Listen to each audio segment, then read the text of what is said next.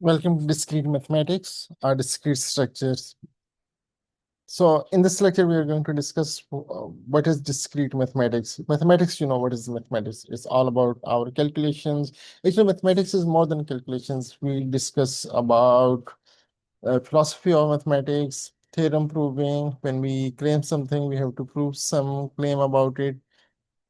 Mathematics is more about problem solving. So it's just not simple arithmetic calculations, but we often do problem solving. We have to figure it out. What is the problem? What information is given? What is required? And how to find a good solution.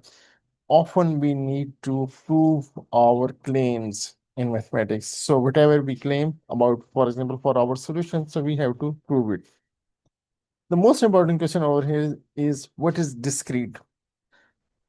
So if we look at in the dictionary, what is discrete? So it tells us about something like if it is an adjective and its meanings are individually separate and distinct. So these are some kind of quantities, objects, it could be concepts, some abstract things which are separate from each other, and we can count these things. So especially in mathematics or sciences, we distinguish it from continuous. In continuous, we cannot count because we never know what is next after one quantity. What is the next quantity? For example, like real numbers. So real numbers are continuous. We don't know after, for example, one, what is the next number? We cannot say it's two because between one and two, there are so many real numbers. We cannot say it's 1.1 because between one and 1.1, there's so many numbers. Actually, they are infinite numbers. But for the discrete, this is something like we have some kind of pattern. So after one number, we can say what is the next number, what is the pattern over there, and we can count them. So discrete is something like separate, detached, distinct, something abstract. So these are synonyms to discrete. In mathematics, we will say like these are some quantities which we can count. Usually in real life, we are counting in numbers. We call those like natural numbers like 1, 2, 3, 4, 5, or we can start from whole number from zero. We call them whole numbers like 0, 1, 2, 3, 4. So if we can map our counting to natural numbers, or let's call these integers, then it's countable. So it could be any objects, suppose people or fruit or events, some kind of outputs of a program, we can count them. If we can map it to integers, then we can call it's countable. We can count it. Countable things could be finite, it could be infinite. We can have infinitely countable things or finitely countable things. So, yeah, I mean, if we look at some example of discrete things, so we can discuss like some physical quantities, whether these are discrete or continuous. For example, money. So money we can count, right? So this is a discrete quantity. How about the time?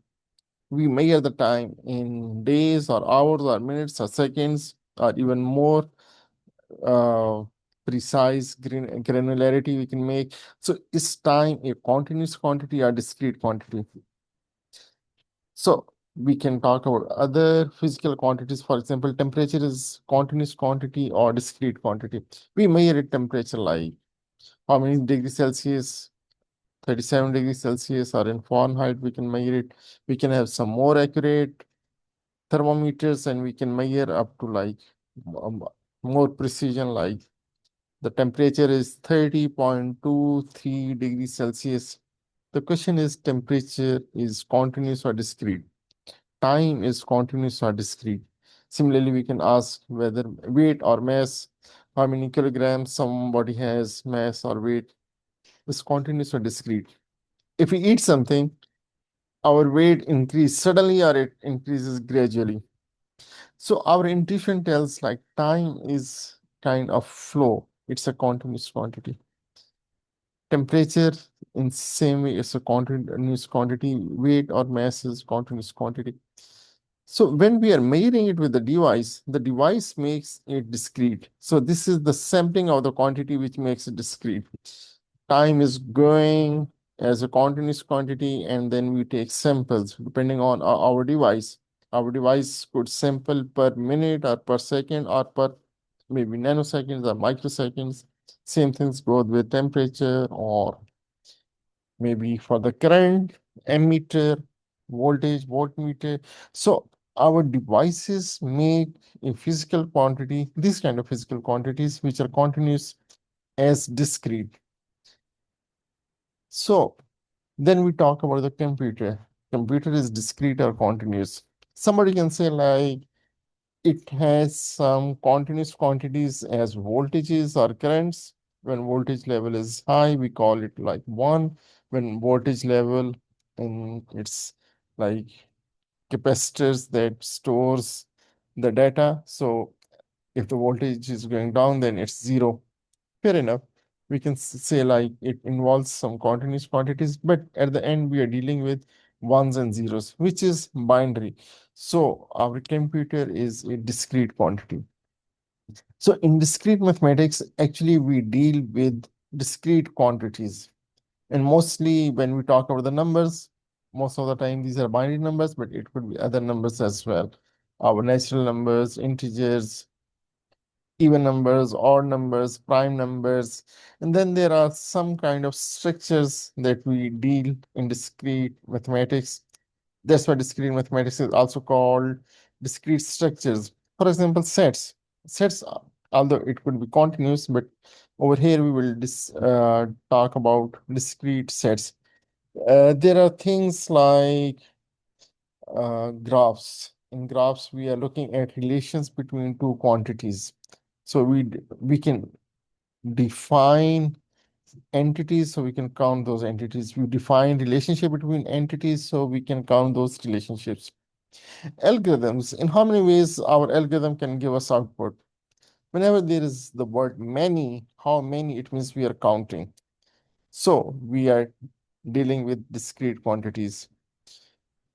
How many ways our program will crash? It may crash. Or sometimes we talk in terms of probability. What is the probability that program will crash? So there are certain kind of events that will make it crash, and we can count those events. So this is countable things are happening there.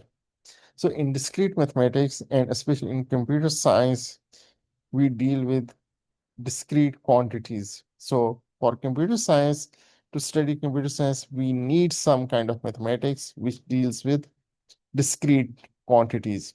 And most importantly, in when we are dealing with discrete quantities, we often do counting. So counting is like 1, 2, 3, 4, 5, 6. But when the numbers get very large, situations get very complex. Number of ways in which something is going to happen is very big. It's as big as like in sometimes 10 is power like uh 10, or like we're dealing in millions and billions, or even something like going to infinite. So in that case, how to analyze this thing, how to count those kind of quantities. So we need counting. So counting is one important part of our discrete mathematics. So we will deal with all these kind of things. We will solve problems related to discrete structures and counting these things.